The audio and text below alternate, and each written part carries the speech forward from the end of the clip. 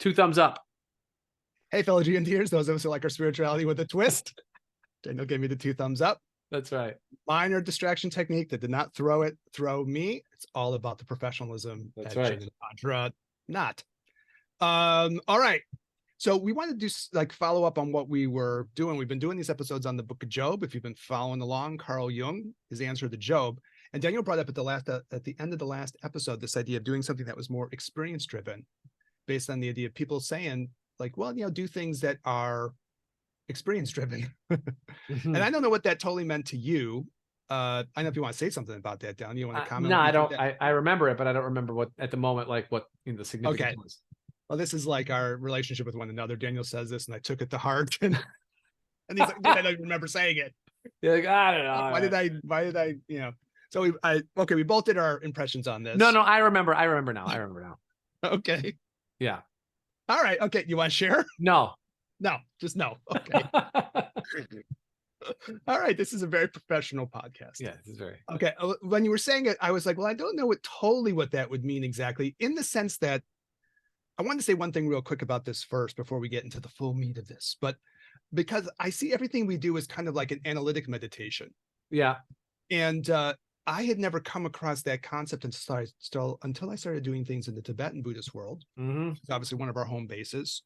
For this, we have a Zen base out there. We have a Taoist base. We have Kabbalistic base, Sufi base, so on, but definitely a Tibetan tantric base. And they use this idea of analytic meditation, which is where you meditate on ideas and you think of things that you think are challenging and thoughtful, and you contemplate them. So in that sense, I see everything we're doing has a practicality to it, in the sense that it's like one long analytic meditation. Does that make sense to you? Yeah, completely. I mean, it's a not an infinitely long, because we're not going to be around for infinity, but at least we'll come back again and we'll find each other and we'll start this shit back up again. Yeah, but for the length of this podcast, it is a consecutive practice of an analytic meditation for sure, and I think many things are that way, but the way in which you're bringing it up now, which is what we do, right, is to consciously approach things. And so, yes, it's conversation, it's education, it's some humor, it's some observations, some experience, some authenticity, some creativity, all of these kind of things that are naturally occurring from within us based on our education and clinical work and whatever. But when you give it the language that helps to connect what you're doing on a mundane level to things that you're doing simultaneously on a spiritual level, that's the Tantra. That's Jin and Tantra, right? Jin is in spirits, as in things that we do to alter our consciousness, right? Because that's what alcohol does. And then the Tantra is the weaving of this kind of like altered state with the conscious state. The weaving of abstract thought to kind of rational thought. And so as we are having these conversations over the last 3 years, recorded, I mean, these are conversations that you and I have had for the last 10 years, really, that we bring it to the forefront of people's minds to understand that it is not, yes, it is the musings of two guys in the Chicagoland area with, similar but different experiences, but it is a version of living meditation. When people talk about taking their practice off the cushion or the yoga mat, for people who practice yoga, for me, when I say that to people, or when I hear it being said, the way I interpret it is that, like, you should be living and approaching the way that you do things with an air of mindfulness, with an air of how is this moving with the flow of my life, and the things that I find as difficult, or maybe we'll just say either obstacles or tough sticking points, can I approach them in such a way that I can learn from them? And I think the best way to do that is to think of things in a meditative practice, and meaning you're open to interpretations that are not directly coming from you. You let yourself be open to that. I like this idea of the analytic meditation being where you have like ideas that you're exposed to and you contemplate in quiet moments. I like that idea, which I think is what we're doing. But I also really like the turn of phrase for like a living meditation, because I think about that a lot. And I feel like your life should be integrated with that meditative experience, Yes. that your life is part of the meditative experience too, and it's part of the teaching experience of how you live your life. So yeah, I like the idea of living meditation. I think I'm gonna start using that. I like it. So Yeah, it's an analytic meditation is in your quiet moments. But I think when people think about meditation, they think you count your breath or you focus on some particular thing. But in this Tibetan world, you can do this analytic meditation, which is you contemplate certain ideas, yeah, which is I think what we're trying to do here. But then also the idea that your meditation, your life should match your meditation. It should go together. It should be a reflection, yes, right? They sometimes talk about that idea of union, and there's going to be a lot of stuff about union here. But this idea that there should be a union of your experience when you're in the meditative stage or when you're in those private moments, right? And your actual life, they should unify. It's funny on the Carl Jung thing. I didn't have this in the notes or anything for this now, but when he was young, he talked about this experience of having like two different people. And one seemed to be the person he was when he was out in his life, and the other person seemed to be the one that he had in his private moments. And I think if you have had this experience yourself, it's a very interesting and powerful one, you know, and to like hang that observation out there, because I definitely have had that feeling like there's the me that's out in the world at times, and then there's the me that's my own private self, my more meditative and private and self-reflective moments, and they may not match. correct. And that doesn't feel good. And I guess that's the idea of living meditation, that your life should reflect those private moments and back and forth. It shouldn't be like this big divorce. I don't think that's good. Certainly didn't feel good to me. I should say it that way. Yeah. Right. Yeah. So yeah, the living meditation, I like that phrase. I'm into it. And if we can pay off something from the last episode when we were kind of talking about Sophia, I had a lot on Sophia here though, so it's going to be popping up a bunch. Okay. Okay. Well, just before we go into it, I think I wanted to talk about that, and that was why, you know, I know we're going to talk about it, which is why I didn't want to talk about it earlier, because I know we're going there. I had thought about the question I asked was like, well, how do we embody this in a practice, or how does this, you know, fit for us? And just, you know, probably as a prelude to what's coming, but in the moment, what is definitely present for me right now is that like the highlighting of those two aspects of life, right? Building on this idea of a living meditation and the sort of analytic or reflective state, that when you're sitting, for most people, and this is a broad generalization, so understand that there's much nuance. I know you know this, Eric, but I'm talking to the audience. You know what I'm saying? Yeah. No, it's good that we all hear it. Yeah. That like in that reflective kind of open state of receptivity, whether it be analytic or reflection or quiet, whatever it is that you're doing, this can be viewed, at least the way that I think is that we're attempting to kind of quell the sort of monkey mind, the temporary mind, so that your ability to be one with a deeper wisdom is part of this, like we'll call it a feminine practice. It doesn't mean feminine is like sexuality feminine, but I want to reference the idea of like Sophia as wisdom, that you're quelling the kind of like chitter chatter so that you can tap into that deeper level of wisdom that's kind of always there and pervasive in my mind.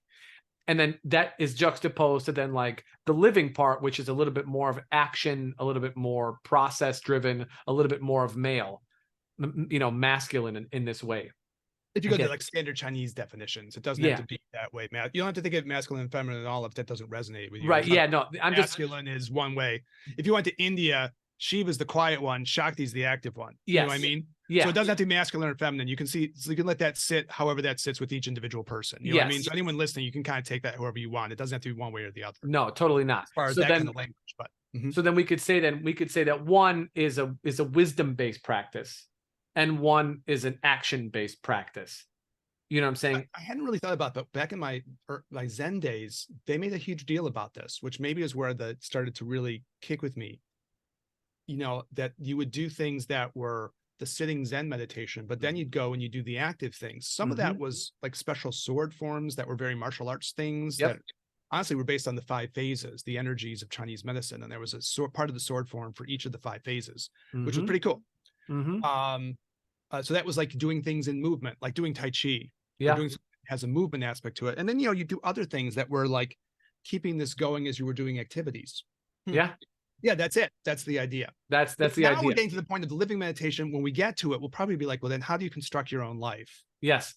And I think the thing that I keep going back to, and it is what it is, but I think challenging the way of life that you're given and building a life that suits what you think has spiritual meaning and integrity and authenticity for you, that's the thing. It's going to keep coming back. So it's going to come back in an interesting way when we do the stuff that Jung did. So Yeah.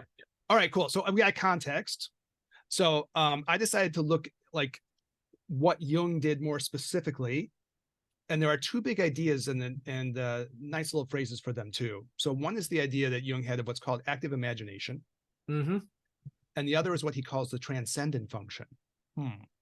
So we'll kind of go through them, and this will give maybe the concrete idea of someone who wanted to have a specific kind of like what would you do concretely if you wanted to kind of do this kind of inner journeying, this kind of maybe ultimately connecting to Sophia, if that's a goal, right?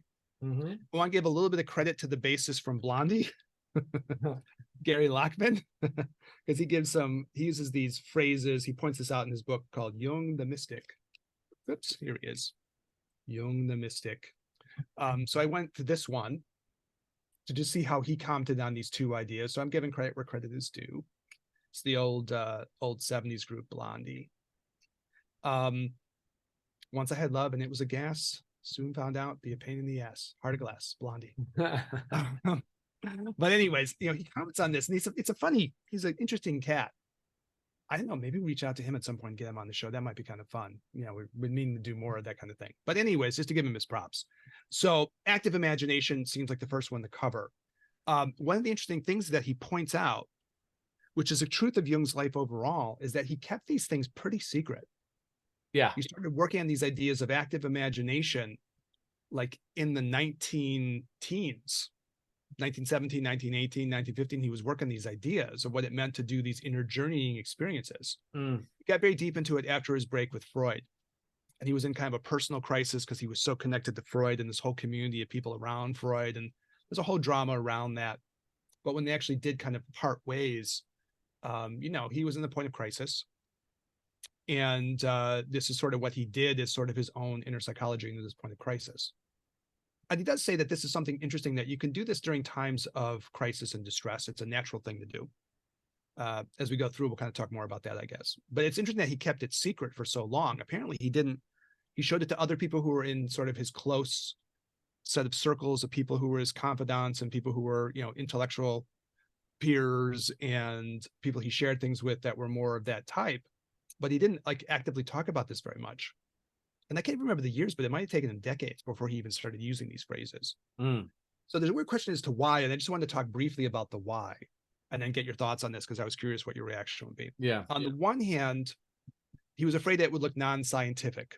So he's afraid of that, and maybe because he was competing with other psychologists who were kind of putting on the mantle of scientificness, that, he didn't want to look non-scientific by comparison or something. And he seems to be very worried about that. The other part was whether or not people would just thought he was crazy to say that you do these inner journeying and find these inner figures within yourself. We'll go talk about this more in detail. We thought, well, people just think of me like I'm a crazy person, just talking to parts of my own mind and I'm just deluded or hallucinatory or something. And so he was really afraid of those critiques. And I think there's reason for that because later on people throw this shit at him. He was just a crazy person, right?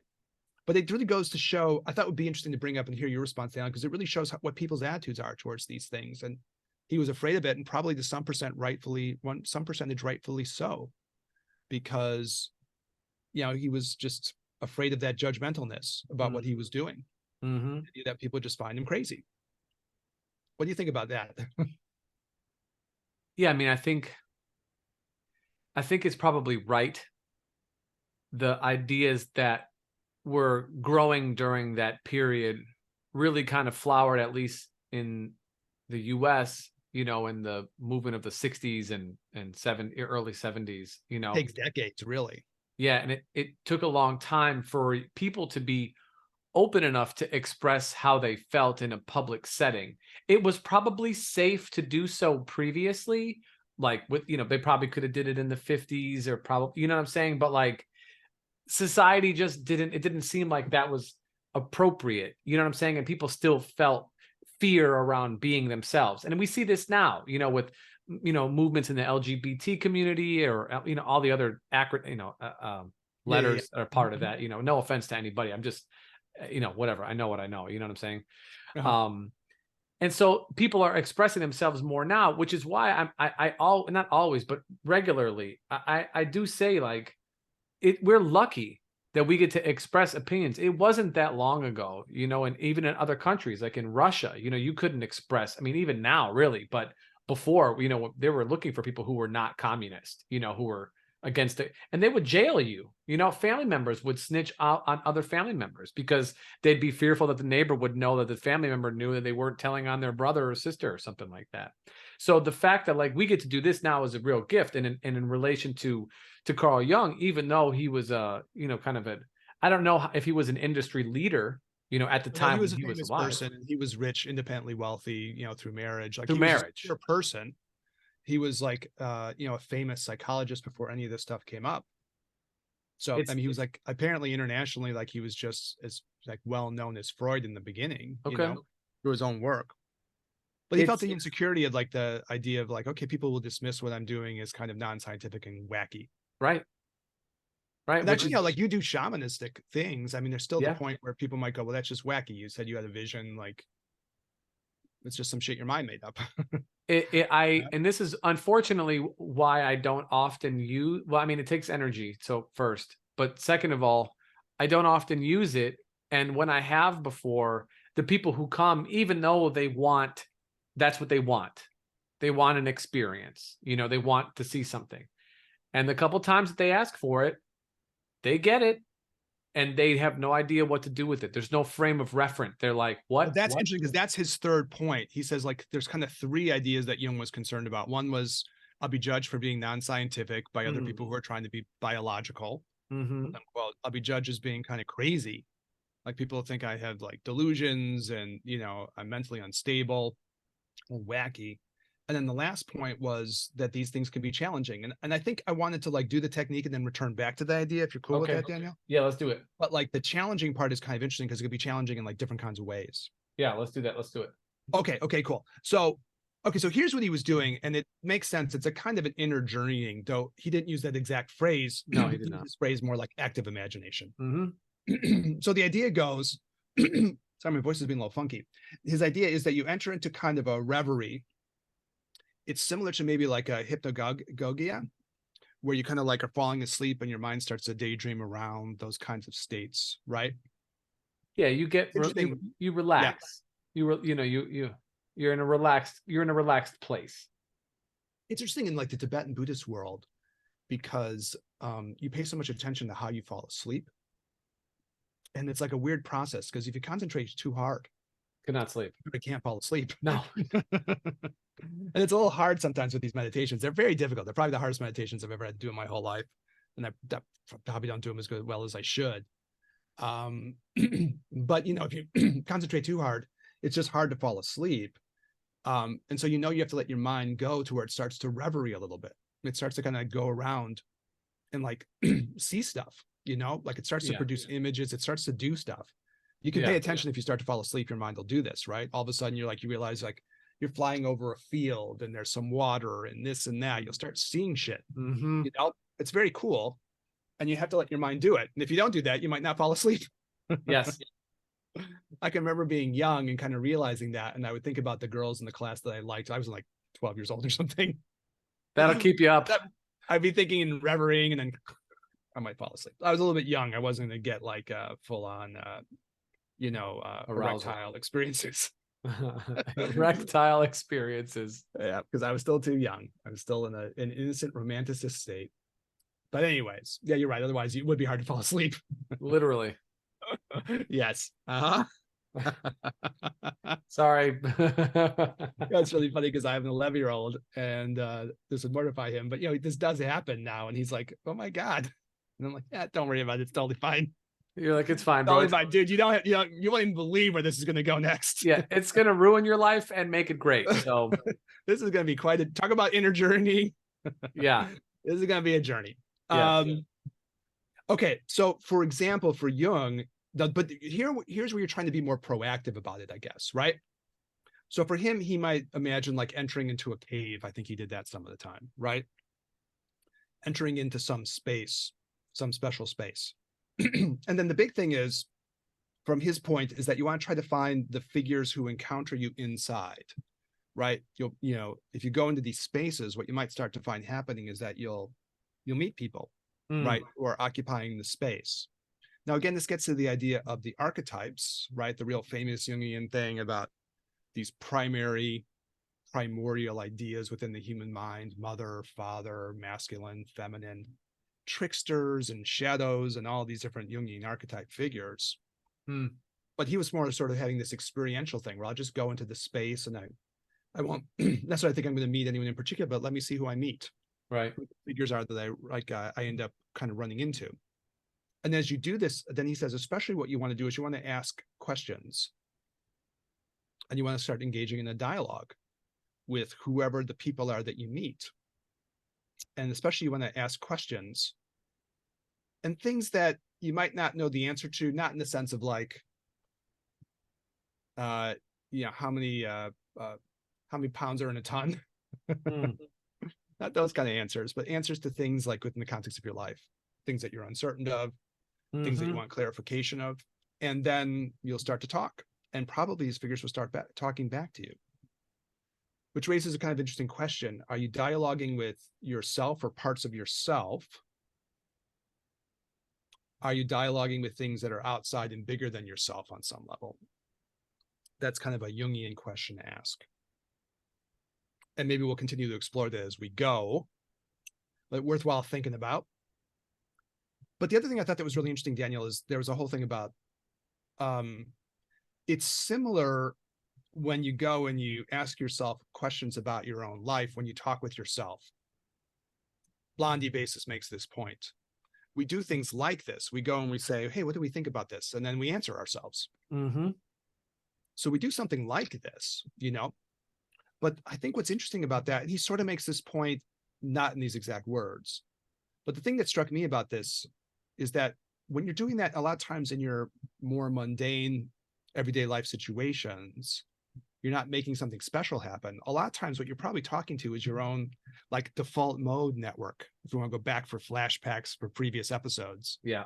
The part of the brain that just churns along, stupidly saying shit throughout the course of your day, probably making you miserable, right? Default mode network, or the existential guardian operating system, if you want to go that route, right? This, that's one of Daniel's phrases for this. We had episodes on that concept, one of Daniel's turns of phrases. So, a lot of times that's something where it's just blah, blah, blah. Yeah. So this, you're trying to get into something deeper, some deeper part of your own consciousness or your own psyche, which is interesting, right? That you try to do this. It's a deeper kind of thing, right? They also drew the difference here then between this and something like free association, which is a psychological technique where you just let your mind kind of go wherever it goes, which is also cool. But I think the point about that is a lot of that will just end up spitting back a lot of blah, blah, blah at you. It'll end up being a lot of default mode network stuff. The more mundane parts of your personality, right? Not necessarily the deeper parts of who you are. The Buddhist Tantra on that is something like you'll get a lot of mundane conceptions and mundane appearances. So I think the thing in the Jungian world is you have to get someplace outside of that. So you get to someplace deeper. Does that make sense what I'm saying? Yeah, because interacting with your own mind produces the results you would expect. A lot of it's interacting with parts of yourself that are kind of mundane. Yeah. I mean, it's talking to a mirror. You would expect that you would get an answer that you would give. Yeah. If you were to tell somebody that, hey, I had a conversation with myself and this is what I came up with, if that person was being honest, they would say, yeah, that sounds just like you. Which is what's supposed to happen, because you're talking to yourself. But going back to that the aspect of connecting with wisdom in a seated meditation, in a place of reflection, that was my point, is that when you can quiet the chatter. That's really, you have to but if you look at it like the course of what struck me about this in the course of most people's lives and most people's decision making, most people, when under duress and they're trying to make major decisions in their life and so on, they're just talking to themselves. Yeah. Which means they're probably talking to relatively mundane parts of themselves. Correct. They're just going to blah, blah, blah back the things that they would probably naturally say anyways. And your ability to find deep states of reflection during turbulent periods will be probably hampered by your lack of practice, and thereby in those moments more difficult for you to connect to the parts of you that are probably actually wanting to speak. But because you haven't built those muscles, or you haven't, deepened those grooves, or those habits or disciplines are not set in your life, it's very difficult to get out to the middle of the ocean when everything is very turbulent near the shore. Especially if you never learned to swim. Yeah. Yep. And you're wearing, anchors on your feet for shoes. Yeah. Yeah. There was like a back in the day, and it was like a bad moment. I don't think I handled it perfectly, but I had a student who was having trouble energetically while giving an acupuncture treatment. He came out feeling really affected by whatever had happened. And he was like, "Can you give me a meditation now to fix this?" And I was like, "I mean, I can give you something, Sure. but you haven't built it up. Right. To be able to do it. So you're probably not going to be able to do this in the moment when you need to." Mm-hmm. You kind of looked at me like I was being an asshole, and maybe I was. I wasn't trying to be. I was just like, oh man, it's tough because I can describe this to you, but will you be able to do this now? Probably not, because you're going to be more, you have to build the momentum of those things up. Right. Mm-hmm. Yeah. But there's always beginner's luck. Yeah. I wasn't like not going to tell him like, no, no, you didn't do it before, so you're screwed. So, tough love, Johnny. Eric the mentor. That's it. Smoke up, Johnny. Yeah, you'll be fine. Like Let's breakfast go. club thing. Yeah. Tough it up. Here, drink water. Yeah. Tie your shoes and clean your room and pull your shit together. Advice from Jordan Peterson, eh? Jordan Peterson wisdom. Yeah, exactly. Yeah. Anyway, so it's kind of an interesting thing, right? So the argument goes that instead of like just seeing even maybe necessarily parts of yourself, though this is a huge question, you can call it the collective unconscious, and it's interesting because sometimes this will get called the objective psyche, meaning things that are kind of bigger than you're seeing, not just like a reflection of your own personality, but things that are a little bit more transcendent of your mundane personality. Are they you? Are they not you? Kind of a tough question. We'll kind of explore it as we go, right? But in any case, that's the idea. And it's an interesting turn of phrase to call that the objective psyche, meaning it's not your subjective personhood, not what you would normally identify as you. It's something else that you're seeing into that on some level feels separate from you. Mm-hmm. Which at the very least means it's separate from your default mode network. Correct. Or something like that, right? Yep. Now, the point is that this happens in dreams. This can happen in painting, writing, sculpture, dance, creative activities. But in this method that Jung is trying to figure out here and eventually share, the idea is that you're trying to do this in a more direct way. Again, not letting the mind just wander, because that'll be free association. And as is pointed out by the bassist Blondie guy, will probably just trigger your own issues and complexes. And that's what you'll be listening to. You'll be listening to them. And they'll be talking to you. So you have to get out of that, which I think is a great observation. There has to be something like that, where you're just not listening to your own issues. Mm-hmm. Otherwise, you're really like that. That's an astute observation. I think that's a profound observation. If you just kind of let me follow my mind and see, it'll just be your own shit, probably. Mm-hmm. Your own issues, your own fears, your own limitations, your own preconceived ideas, and so on. That's what your mind will produce. Mm-hmm. That's the default mode network, right? That's what it's going to do. So he says, within this stuff, you have to find these more deeper parts inside you and then kind of catch on to them when you find them, which I think is another good observation, right? It's a kind of a self-reflection that's more energetically driven to find those things. And then you connect to them and then you enter into the dialogue with them. That's the idea. Mm-hmm. And then Jung says, if it's a speaking figure at all, then you should talk with it, right? And then that figure will start to talk back. And I'll give some examples of like Jung's own experiences with this as we go. But that's the idea. It is burning in my mind right now. I don't know where I learned this or if I learned this, but this is related to this directly. And the challenge was presented to me to look in the mirror without judgment. Look in the mirror without any judgment at all, without any dialogue at all, just to see yourself as somebody else would, as if you were a complete stranger on the street walking by.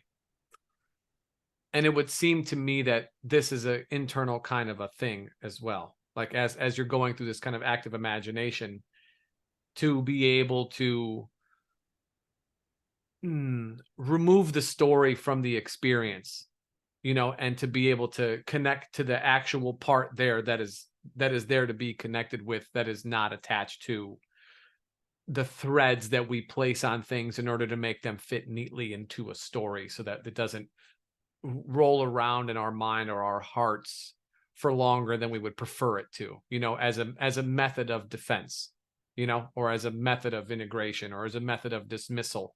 You know what I'm saying? The parallelism. The parallelism is to kind of just sit there and not let all the mundane conceptions and appearances, to use the Buddhist tantric phrase, dominate, because it's certainly possible when you look at yourself, all the same stuff will be said over and over again just by your mind in some reactive way. Right. So I get the parallelism. Yep. Be able to step back and like skirt that somehow, transcend that, work around it, whatever the right directionality image is for that. Sure. Yeah. You have to go through it. And for some people, actually, this is like, we're touching a little bit on Chinese medicine, but the methods to which that people can do this are probably going to vary person to person, and probably a little bit by their elemental type. So some people will have to we'll have to find a way to release it, to let it go, because they're holding on to, we'll call it previous conditioning or something else like this. I think that's going to be across the board, though. I mean, I think that you have to say is just a thing, right? Yeah. People have that, right? But then other people I have found have kind of like an ingenious way of asking for it to be done for them, and then it happens. Well, maybe. I mean, I guess it depends what's spit out. You sure. know what I mean? Sure. I'm not being dubious. I'm not being skeptical about it, but I would be a little bit. It depends on what it's spit out. If it's just, whether it's just more of what you would say, then you probably, who knows? You know what I mean? Well, I think what I'm referring to is probably not totally, I mean, it's related to this, but it's in relation to doing a meditative practice where people were having a hard time with their own thoughts getting in the way of doing a mantra or having a visualization. And then some people were able to find ways to like let it go. They could see it as a color floating in the sky, or smoke coming from their nose or their mouth.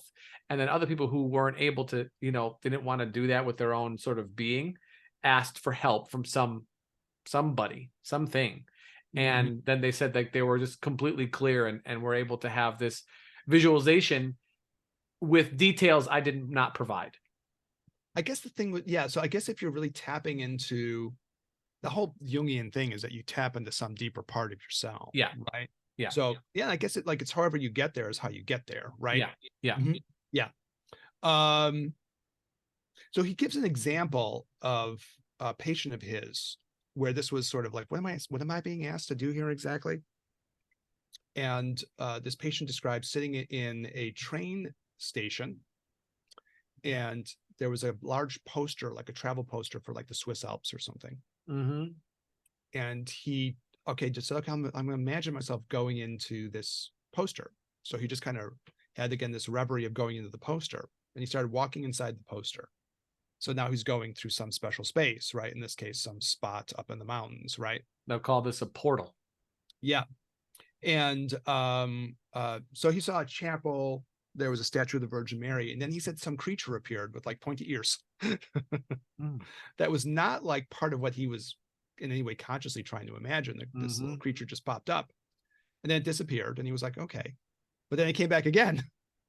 And he was like, oh, so this isn't exactly me doing this. Something else is happening. And he said, well, okay, that's that's how this patient learned what Jung was talking about. And Jung was like, yeah, it's something like that. Something will happen that you start to feel is a little bit bigger than maybe what would be the normal confines of how you see and think about things. However you get there, I guess, right? You had more you wanted to do on the elemental part of that? I mean, to like no, it's fine, because it's okay. I mean, this is the part though. This is the important part. So, and this goes back to something I wanted to touch on earlier when we were talking about meditation. People sit, or they talk about, at least when they talk to me about it, because I talk about it a lot. When they say, "Oh, I can't meditate because I can't quiet my mind," and I said, "Oh, I didn't realize that was something you should be doing." They're like, "Well, isn't that the point?" I said, "I don't know. What is the point? Maybe you should illuminate me as to the point of what you think meditation is, so we can have at least a discussion on the frame of reference that we're talking about, because I think we're coming at it from two different points." Now, I understand what they're saying, but some people they want to relax, so they look at meditation as like a stress relief technique, or some kind of like, blood pressure hack, something like this, and I got some stuff on that later on too. So yeah, I'm gonna come back to that idea. Yeah. As well. Yeah, I'm not trying to like take it away, but I had the same thought. Yeah. So, which it does those things. It's a byproduct of those things, which we've talked about before. Like we've definitely shit on meditation as a life hack numerous times, but it's worth doing. So do it. You know what I'm saying? Yeah, it's not a life hack. That's right. That's the irony. Yeah. No, for me, it's a key that unlocks the door to the path, but that's not a hack. That requires actually more work. So like, probably have to change. But there you go. That's the hard part. Yeah. So your ability to find the ways in which that you can quiet some of that random chatter, that is the way, but like, even if we were to highlight numerous ways that you can go about, and we've given two, right? Letting things go, where we've talked before about cutting them off using like a scissors or a knife or a sword or something like this, or asking for help. Those are three different methods. One's own creative nature will arise with enough practice to help somebody in various times as they progress in their practice. But those steps cannot be missed. They cannot be skipped, and they cannot be gifted to you. It is those, for me, that is the transformative part. When you're able to do those things, when you're able to work with yourself in that particular way, in that very, very particular way. And just so we're clear, I'm referencing us working with our own stream of consciousness, our own thoughts that are looping and swirling.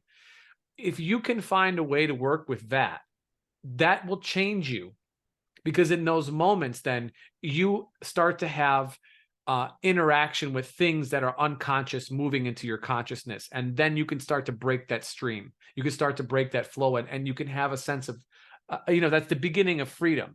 At least in my mind, that's the beginning of your saying, I'm not going to be the whipping boy or whipping gal or whipping person to the drives and inherent natures that are me, that are controlling me in the way that I'm not even aware of, influencing my decisions and actions. The mundane conceptions and appearances of my own mind.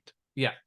That have been, that have been influenced by culture, society, parents, religion, all that other stuff. It's just negative experience, my own upbringing, potentially, right? Yeah. And genetics, traumas, and all the other, all of karma. Karma. Yeah, we've talked about this at nausea, but this is what I'm referencing. And so it's difficult, and it's a continually unfolding process. So what you learn in the beginning will help you so far, and then you have to learn it again and again and again and again on a deeper level. But as you do that, you're unlocking. It's like trying to put the Rubik's Cube together with being, blind or blindfolded. You'll eventually make it work, and you'll get it all lined up right. But until you try. Maybe more optimistic than like putting the Rubik's Cube blindfolded. Might be a hard task. Like, wow, that sounds really difficult. Yeah, but in any case, yeah. It's funny because I don't think in Jung, where I hesitated for a moment was he doesn't seem to like say anything about what to do with that flow of free association, which ultimately is probably your own complexes. Yes, except maybe a recognition. There are things like in the Mahamudra teachings, in Tibetan meditation, and so on. Maybe similar things in Zen. You could cut like with a sword. They talk about that. Yep. They also talk about the idea that you can go and just let things just fly away, like you're out in the ocean and you let a bird go, it'll just fly off the deck, but then come back again, right? The bird will wander and come back, because it has nowhere else to go. So the bird flying away is like the wandering thoughts, and they'll come back again. Because where else is the bird going to go? It's in the middle of the ocean. It has to go back, right? Where there's also the idea of, the more of the sword imagery or those kinds of things, right? Where you're more cutting, which is a little bit more of a, but what's funny thing is he doesn't talk about that. So I was a little bit like, what should I say about that? I wasn't sure, but that stuff is there for sure. Right. I think the main point he's making is to make the distinction between your mundane mind and this other part. Right? That seems to be what he's asking you to notice or something. But with the idea then you're going to tap into this other part. So maybe it's building on the exercise. The other way he kind of this gets talked about is you could take a dark mood or a problem and let that crystallize into some kind of image. Yeah. And then interact with that and see what that has to say. We had brought this up when we were talking a long time ago at this point about that book, Why Buddhism is True, the science behind meditation and enlightenment. That's is it Robert Wright or Richard Wright? I forget his name. Yeah. And in that book, he uses the acronym RAIN, right? Which we've talked about before, but we'll bring it up again because it's been a long time. Recognize, acknowledge, investigate, and non-attach. And if we're going to, let's say a dark mood or rough. What's the A in that? Recognize. What's the A again? Acknowledge. Acknowledge. Okay. So we'll say you're having some, let's go heavy. You're having some, my life is meaningless type thoughts, right? And you're able to sit and you have a meditative practice, and that just means that you could just be sitting in quiet reflection for 5 minutes, or you need more than that, but let's just say 5 minutes here, okay? Because this stuff can happen almost instantaneously if you can do it, So you're paying attention to yourself, and then you recognize I have this very negative voice going on in my head saying my life is not worth living. Okay. So that's the recognition that it's there. You give it a little bit of light. Okay, it's here. Then I have to say it is here. So the recognition and the acknowledgement, one is kind of like feeling something with your eyes closed. There's something that you're feeling. But then when you open your up, you go, oh wow, this is a thing that's here. This is a paper bag full of baseballs. I don't know. I'm not just gonna let it go. I'm gonna actually own it, acknowledge that it's there, really fully say, okay, I'm gonna I'm going to really accept this as a thing. I'm not going to take it just as some fleeting thing that passed, and now I'm going to pretend like it never happened at all. Correct. Then you're going to investigate it, and this is the part that why it brought this to my mind, because the investigation is the sort of characterization of the thing. How does it feel? How does it sound? How does it smell? And when I say feeling, yes, emotional, but I also mean, how does it feel? Does it have a texture? Is it rough? Is it smooth? Is it bumpy? Is it squared? Is it circular? Is it contained? Is it sticky? Do you know what I'm saying? You want to give it as good of a description as you can, because you're acknowledging it is part of you at the moment. And then once you have it as, categorized as you can with this investigation, then you can finally let it go, because you have done the investigation part to know where it is. Jung's take would be something like, as you get to this point where it starts to happen, it'll probably start to auto go away. Yeah. A lot of the power will kind of go away from it or something. Yeah. There's a guy named Fritz Perls who's a founder of this school called the Gestalt School of Psychology. And he had this thing about dreams, which I kind of share in some of the classes where this comes up, where I have to teach stuff on psychology for traditional Chinese medical people. But, he said, when you have a dream, since you're interacting with your own mind, now he's not making the deal that you're interacting with the deeper parts of your collective unconscious. He's not saying that here. So that's a distinction. I don't want to let that go, because that is a little bit of a different thing in Jung. But he is saying you're interacting with your own mind. And so that means that anything that appears in the dream, when you're woken up later on, you can still go, okay, I remember that dream. It was very powerful or disturbing or whatever it was. I can go back and I can talk to anything in that dream. That personification of things is really interesting, right? You go back and you say, I'll talk to whatever figure is in that dream. and I'll like figure out what it means, as you go through it. Again, we ever talked about this here on the podcast? I can't remember. Well, I had mentioned to you, but and if I've mentioned it on the podcast a couple of weeks ago, and I'm repeating myself, to our audience, I apologize, but I've had 2 dreams in the last few weeks where I have woken up within my dream to tell the other people that are in my dream that they are a part of me. Okay. And that I am now going to meditate and you're going to go away. And that I can prove to them that I am me and that they are me, because we are connected by manipulating reality or manipulating myself. So I'll say, oh, you think we're in a building now? Now we're not. We're in a field. Oh, you don't think that I can fly? Bye. I come back up, I sit back down, like, no, you are me. I know it because I know what you're going to say. I know what you're going to think, because that's what I would think, because this is me. So I think like, yeah. So that's basically the idea. You can talk to the figures in your dreams. Now, other people's dreams are intrinsically boring. So that's just what it is. Gallic Rinpoche was very honest about that and very true about that. Yeah. But when you look at, like, if you've had a disturbing dream, you can go back and you can just say, okay, like, who are the people in this dream? And I've done this, sometimes where it's been like, oh, that's a really powerful one, even dreams that were very scary or something, right? Yeah. So I know, maybe as an example, though other people's dreams are boring. I had one where there was one of these like movies you weren't supposed to watch because it would drive you insane. It's kind of like one of those Japanese horror movie things. Yeah. And of course, in the dream, me and I had this back when I was getting my head shrunk back in my 20s. And in the dream, of course, me and my friends just start watching the movie immediately. And it has like different segments in it. And I remember after the first segment, I like paused it, and then he was like just cutting his own arm, just like completely lost his mind. And like in a dream, you should really like help that person. But in the dream, you don't. You just hit play again, right? And they had a couple of vignettes in it, and I won't dwell on the other ones because other people's dreams are boring. But when you get to the end of it, it was like sort of a weird little thing. It was very short to tell. It was a guy who was walking on a road, like through a forest at night, and he was going to murder this woman in a house. And all you could see of the house was like this big white house, and you knew there was a woman inside. And so the guy was going to go murder this woman.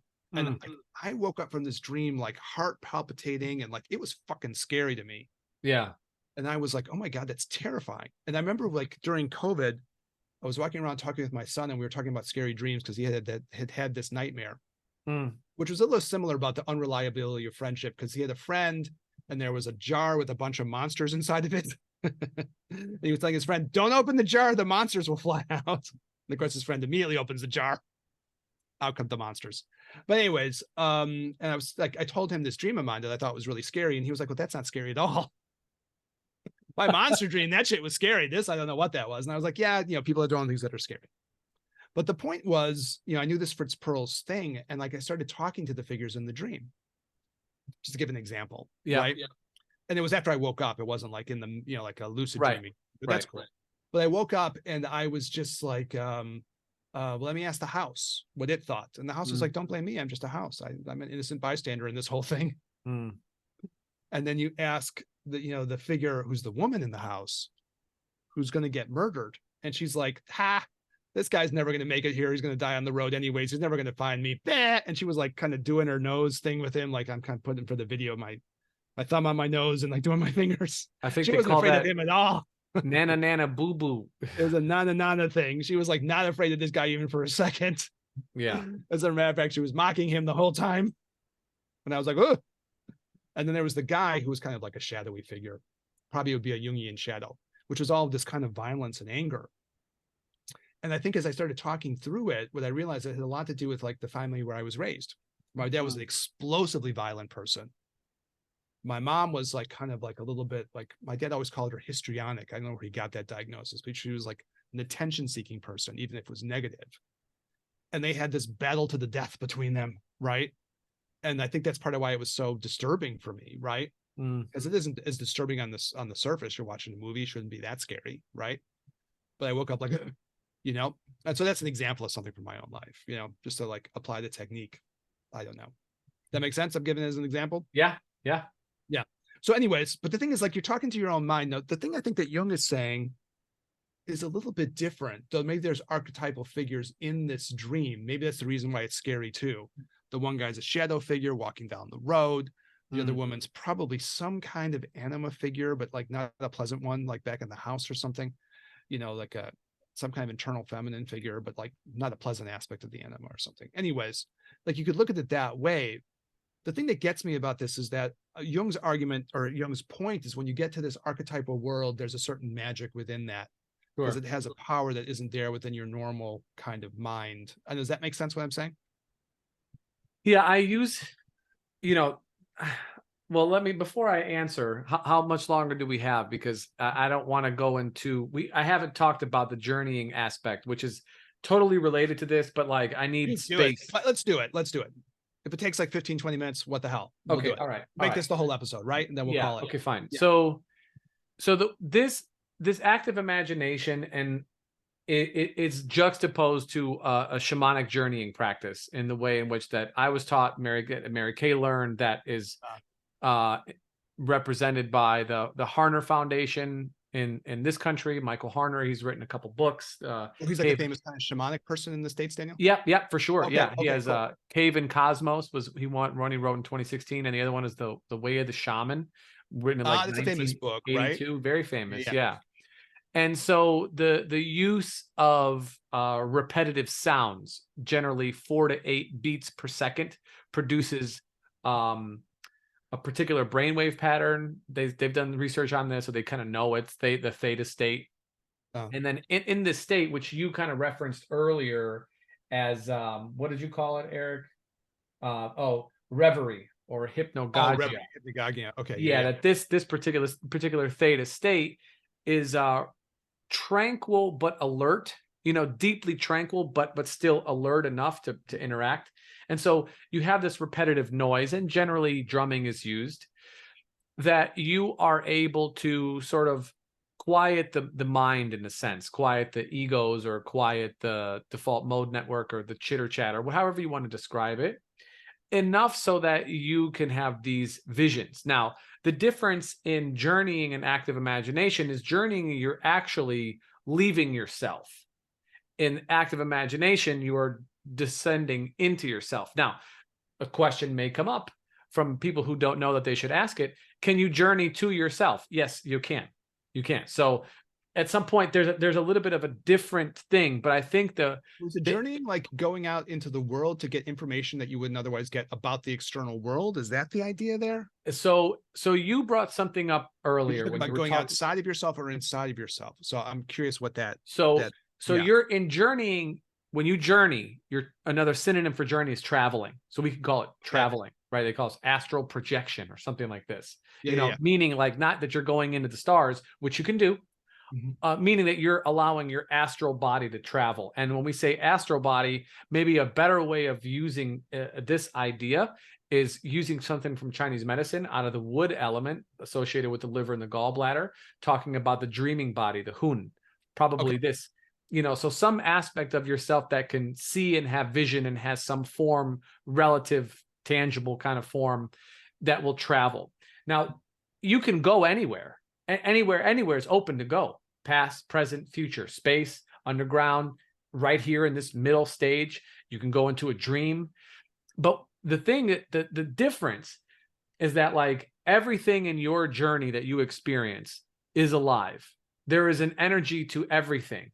Everything is interconnected. It is interconnectivity in a Buddhist sense, in utmost practice. So if there's two people, okay, so there's like that man, we'll use your dream. There's that man who was trying to do the killing, and then the woman in the house who you had fear for. There's them two that you could certainly interact with, but then there's the relationship between them that you could interact with.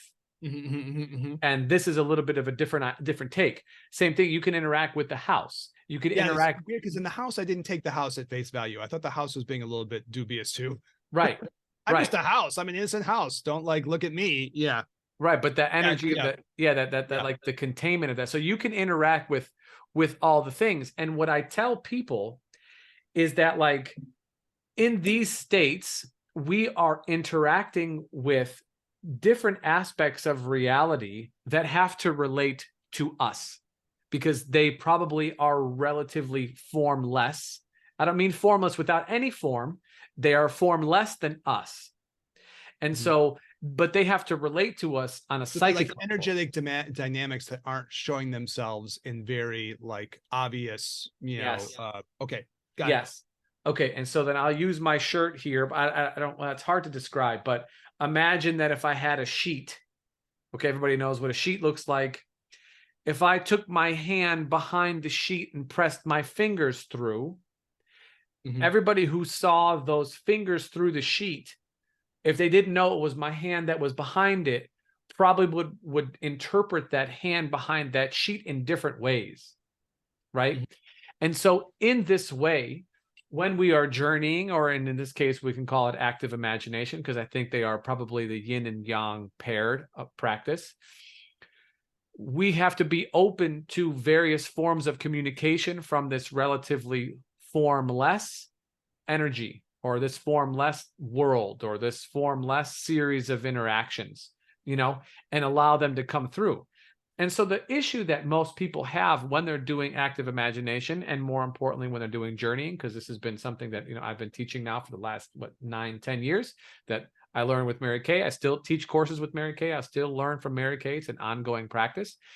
People have a hard time believing what it is that they see because of their mind going blah, blah, blah, blah, blah, blah, blah, blah, That's a recurring theme of this whole deal. It's quite interesting. It is a recurring theme. Yeah. And so they can't do that because they immediately justify or rationalize everything that they see. I know what that is. I know what that is. Oh, I know what that is. I know how that's related. And they fill in the puzzle without actually doing any investigation. They do the recognition and acknowledgement part, but the investigation is just cut off completely. And so they're not able to So it's actually too quickly dismissive. You kind of have the experience and you're like, okay, I know what it is. And that.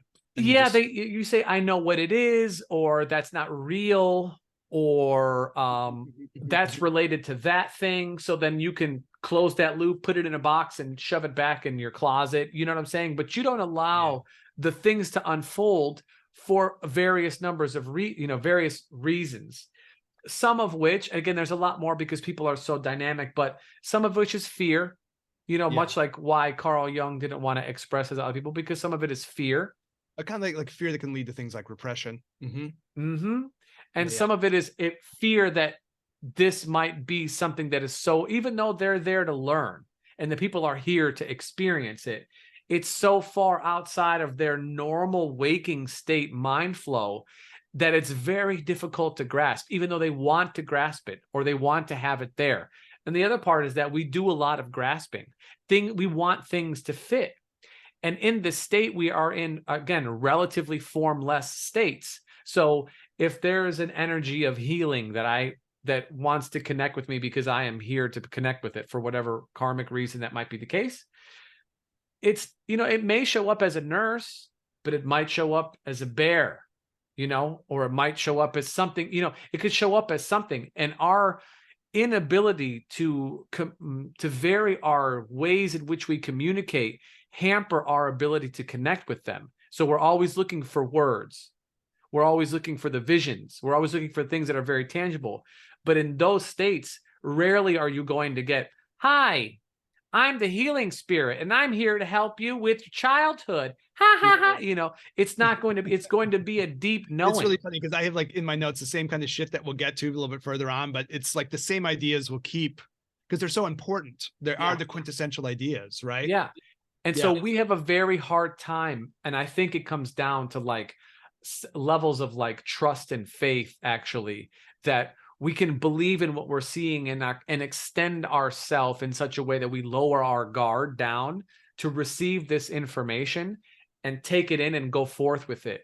And I've taught many, many people, and many more people have had difficulty with it, to be totally honest. Most people, 8 out of 10 people, which is a huge surprise, can actually have visions and see these things, which is crazy to think. No psychedelic, no crazy amount of breath work, nothing like this. Just lay down, cover their eyes, hit some drums, and all of a sudden here they're off like seeing animals and things like It's this. hypnagogic though, right? It is like Absolutely. that because you go Yeah, to those places, probably every time you're falling asleep, you're having this experience. I absolutely. paid attention to this in these Tibetan meditations because sometimes you're like, I can't sleep. I can't sleep. And you're like, oh, now I'm going to fall asleep because I can see the fields or I can see the water or I can see the things. A lot of times it's nature, actually. It's interesting, right? Yep. Yes. A lot of nature Yes. imagery starts to pop up in it. Yeah, Just, because and it's not my specialty to do what you're talking about, but right. you know, but I obviously do some of it. You do meditation enough, Yeah. you're doing this stuff. Yep. And it's though I don't have the training that you have, but it's fascinating. You know, it's like that. And the practice for me, and Mary Kay probably would disagree with me, but at least the initial development of one's practice is having the sense of belief in what it is that you are experiencing. Yeah, this is the next part of these fucking notes I have here.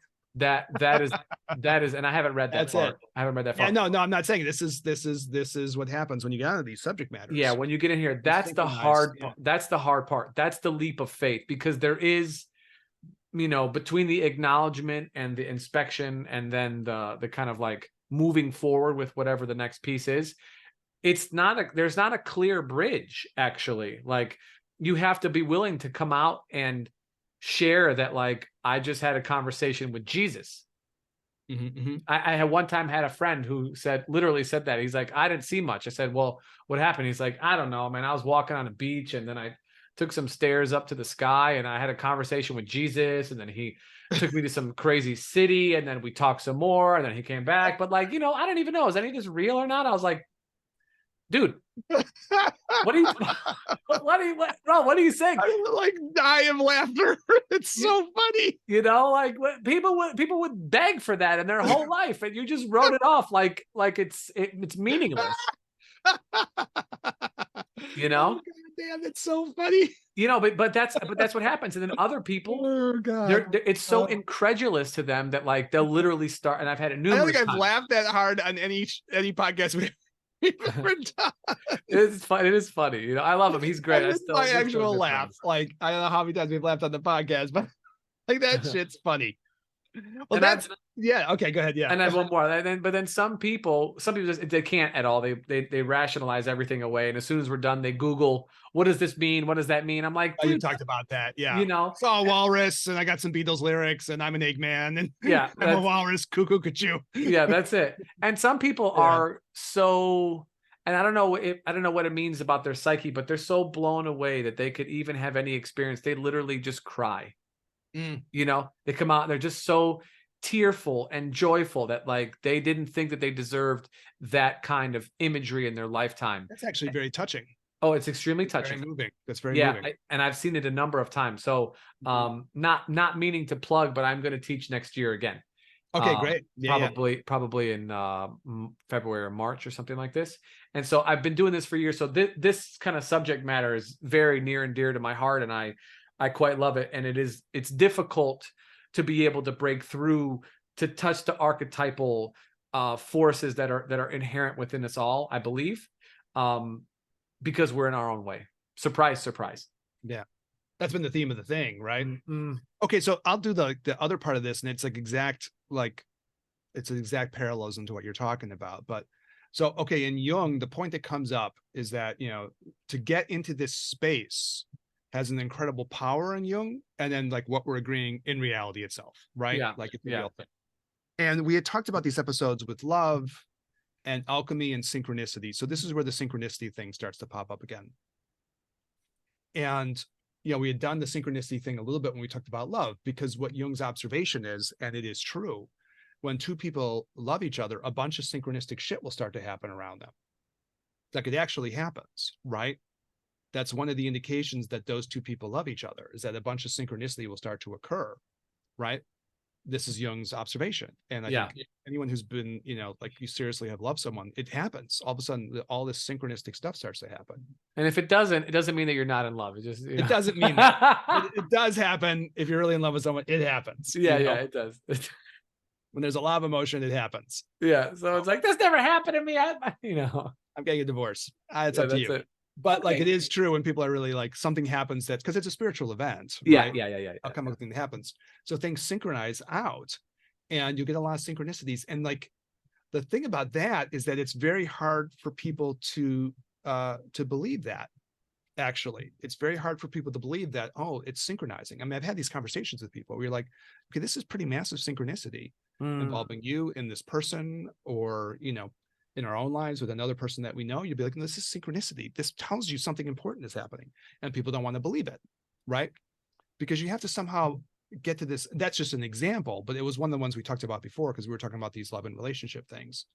But it connects into this whole thing, because what's happening then is you're tapping into some deeper part of the world, kind of, right? The universe or something, right? You're tapping into some deeper level.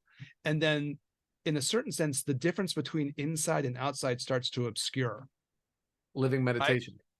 Yeah. It's like, it's not, this is what Jung wrestled with in his own life in a way too, to figure out what he thought this meant, because all of a sudden the external world will start doing things that are reflecting aspects of your own inner states and emotions. Yes.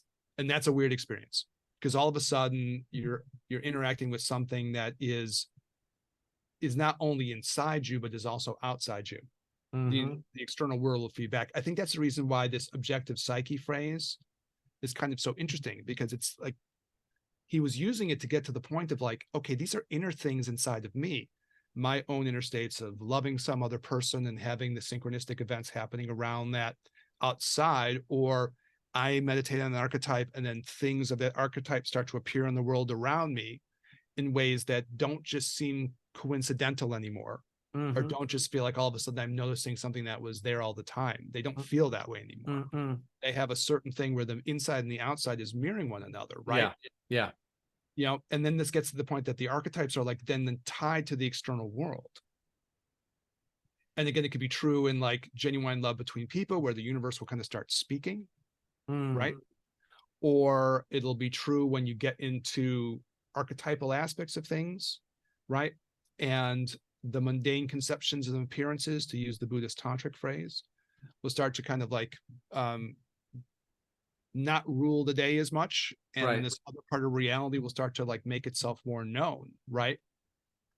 And you're outside the world of the default mode network, or the constriction Saturn world that we're talking about in kind of our episodes around Sophia and Yahweh. You're outside of that world. You're into a different part of the world. And it's very weird to think that that exists, but this is the synchronicity part.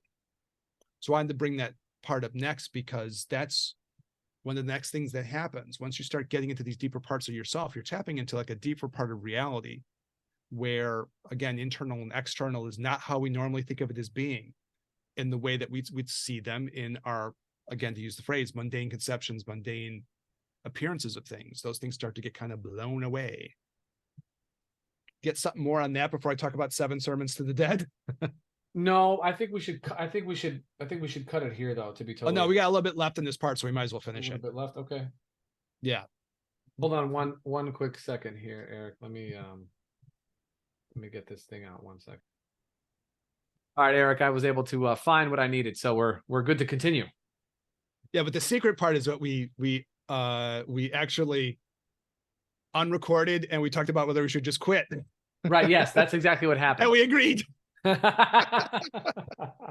Even though the smooth transition happened, smooth jazz transition. That's right. Yeah. And I think we agree. So it seems like it's a place where we can kind of just do the other part of the experiential thing, but that's a kind of a good place to stop, right? Yeah. This whole idea of how like, okay, if you can get to this part of yourself, then you're tapping into something outside of, you know, your, whatever you want to call it, your own default mode network, your own existential guardian operating system, your own mundane conception and appearances, the blah, blah, blah of your own complexes and your own minds and your own doubts and fears and insecurities and so on. If you can get outside of that, then you get into this deeper thing, and then it hooks you up with the universe in a new way, right?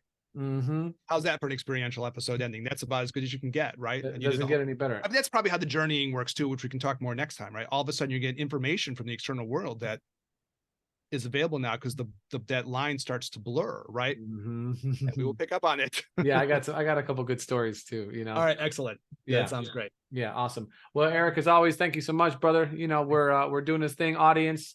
Thank you guys for rocking with us. I know I can't see you, but people do interact with us. So, you know, please feel free to drop a comment in the YouTube videos. We definitely get back to them. or, like, subscribe, do all that kind of stuff. I think everybody knows that standard thing at this point. It's like rote memorization. Hit us up on Instagram, Gin and Tantra Podcast. We get back to those. ginandtantra@gmail.com. If you want a longer kind of message, you're welcome to hit us up that way. Share with friends or family or enemies or frenemies or your boss or somebody you're trying to influence, to say, here's a subtle nudge of something you might want to listen to. Maybe we can influence their mind. So, which is ultimately what we're trying to do, really influence people's minds and hearts, help to kind of shake loose some of the perspectives that people have that may not even know they have, and vice versa. I have learned a lot from book recommendations and things that our listeners have brought to us as we've been doing this, and also been very inspired by the changes that people have made to themselves via their sharing with us. Like, hey, I listened to your episode on this and I started reading this, and then like we love to hear that, because it's it's why we do it. Honestly, like we do this as like I say all the time, this is a labor of love. We're not monetized, we're not any of those kinds of things. We do this because we thoroughly enjoy it. That says something about us that we narcissistically like to hear ourselves talk. I don't know. Also that, being honest. No, I think it's like the idea that, like, you get to talk about things that have real existential, deep meaning. Like this Jung stuff is deep. Yeah. Right. Yeah. The journeying stuff is deep. Yeah. Yeah. The dream stuff is deep. Mm-hmm. Even though other people's dreams might be boring, that doesn't mean that they don't have real meaning to them. Jung loved dreams. I'm teasing about that because Jung loved dreams, and like it's just a joke. He's always talking about his dreams constantly. Yeah. So, anyways, thanks everybody for tuning in. We will definitely look forward to catching everybody in the next one. For Eric, this is Daniel. We'll see you soon. Peace.